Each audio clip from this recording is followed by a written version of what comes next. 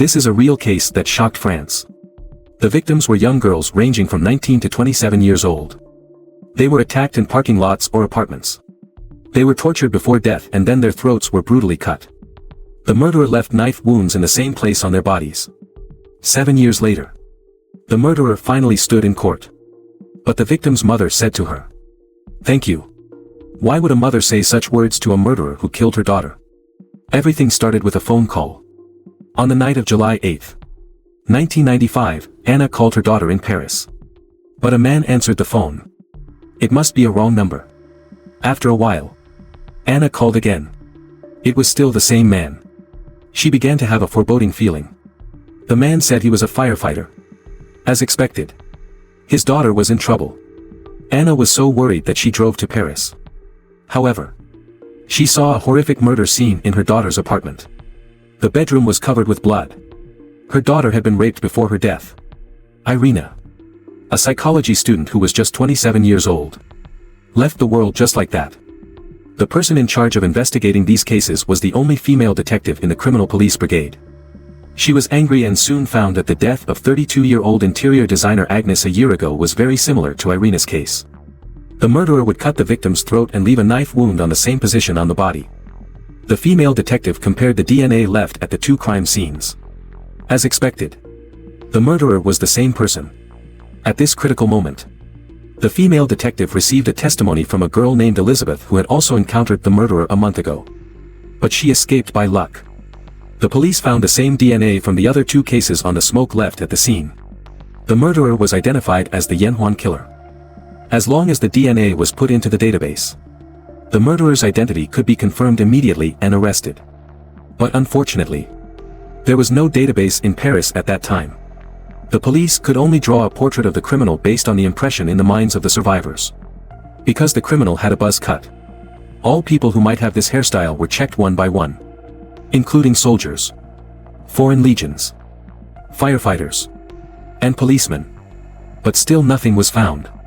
Because the murderer always committed crimes at night or at night. Night shift workers were also included in the investigation. Even the surviving girl bravely took to the streets with the criminal police team. They hoped to meet the murderer again at night. But the murderer never showed up. He just disappeared. At this time, Anna, the victim's family member, found that in a photo of the crime scene, the murderer left bloody footprints. And the toes were longer than the big toe. Not everyone has this kind of Egyptian foot. Will this be a breakthrough in the case? The female detective immediately asked everyone to take off their shoes and check their foot shape. But unfortunately, they failed again. The murderer is still at large. Seeing that the case is gradually reaching a stalemate, Anna can't sit still. She learned from the only survivor Elizabeth that the murderer mentioned a name called Flo, that is a truck company. Could the murderer be the driver? Anna began to wander on the road, carefully observing the appearance of each driver. But at this time an unexpected situation happened again. On the night of August 30th, 1997, Princess Diana of England died in a car accident in Almaho in Paris. The senior government officials asked the criminal police team to investigate the matter immediately. But at this time, the serial killer was still at large. Huang's matter was more important than anything else. The female detective could only put the serial killer case on the back burner. But just 1 month later, retribution came. Another 19-year-old girl died tragically in the bedroom of the apartment with a distorted face. The murderer's modus operandi was exactly the same as that of the previous serial killers. But the forensic department was still in the dark ages at that time. The police handled the case. Handled the case. Handled the case. And handled the case. The criminal police team turned to find the pioneer of French DNA research, Dr. Pascal. As long as the DNA database is included in the scope of law and detection, the murderer's true colors can be exposed. However, this idea was opposed by many so-called French gentlemen at the time.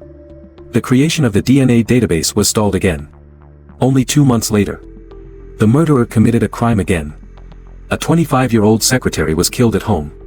The same location and the same wounds. It was obvious that the previous murderer had come back to commit crimes again. The victim's family, Anna, finally couldn't stand it anymore and chose to seek help from the media. Such tragedies should not happen again and again. Overnight, major media began to compete for coverage. The whole of Paris was in a panic. Single women didn't dare to go out alone. The police also faced unprecedented pressure. He was the first murderer in the world who could commit crimes in such a short period of time. The relevant departments finally realized the seriousness of the problem and began to build their own DNA database. After data sorting and DNA matching, a man named George soon surfaced. Surprisingly, George was arrested as early as 1995. At that time, he was suspected of multiple garage murders of women. The criminal method was exactly the same as today's apartment murders. The earliest crime could be traced back to 1991.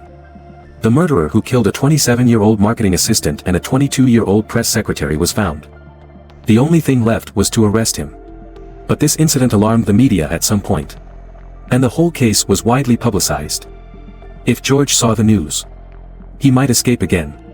However, one morning a few days later, 2 police officers found a suspicious person in the subway station, and he quickly admitted his crime. So no one thought he was George, the serial killer. George was immediately charged in court. But the drama began again. The murderer who raped and murdered 7 women stood in court, looking at the victims' families in the audience. But he still had a smile on his face. He overturned all his previous testimonies. He became innocent. But just the day before, he told the police how he used a dagger and a razor to mark the same places on the victims' bodies. In just one day, he had a startling transformation. He presented his case as a man who was unfairly accused.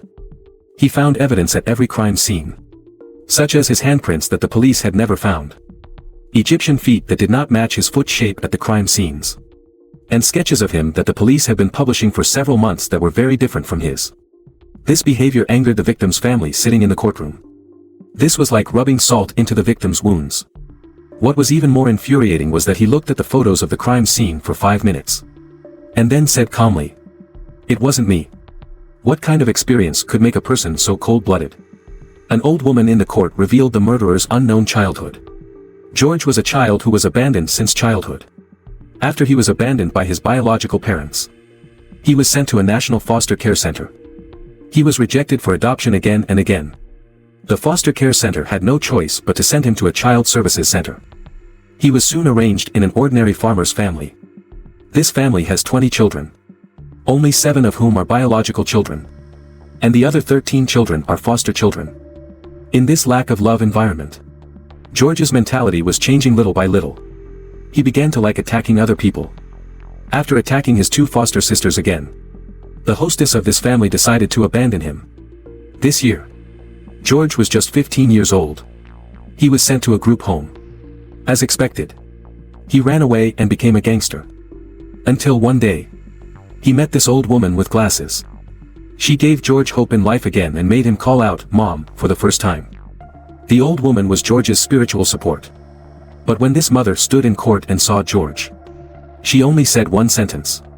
She said, "I love you too. But now my heart is empty." George was abandoned again. He fell into a chair and there was no smile on his face. Later, when the victim's lawyer was asking questions, he began to become absent-minded. The victim's lawyer took the opportunity to start a series of deadly questions. "You do everything with your right hand. You don't do things with both hands. You are not a sleeping pill." George habitually raised his left hand. The lawyer immediately asked, "When you hit someone with a knife, do you use your right hand?" George answered awkwardly, "Yes." As soon as he finished speaking, he realized that he was wrong. This was the lawyer testing his instinctive reaction. He began to become angry and then roared. He shouted, "It's her. She lied to me. It was a show for her." For 15 seconds, he seemed to say, "I'm going to kill you." The court adjourned. George refused to appear in court until the 7th day of the trial. He finally admitted that he had injured and killed 7 victims. At this time, the mother of a victim walked up to George and said to him, "Thank you." George was executed. It also means the rebirth of more victims. In the end, he was sentenced to life imprisonment with a minimum sentence of 22 years. George finally asked for forgiveness from the victims. An unfortunate childhood may ruin a person's life. Many serial killers have distorted growth experiences. They suffered discrimination, exclusion and disadvantaged status in their childhood. They all like the so-called weaker ones and lack basic empathy. These marginalized people face the pain of others and choose to do it again and again. If they can stay away from these unfortunate childhoods, will these stories have different results?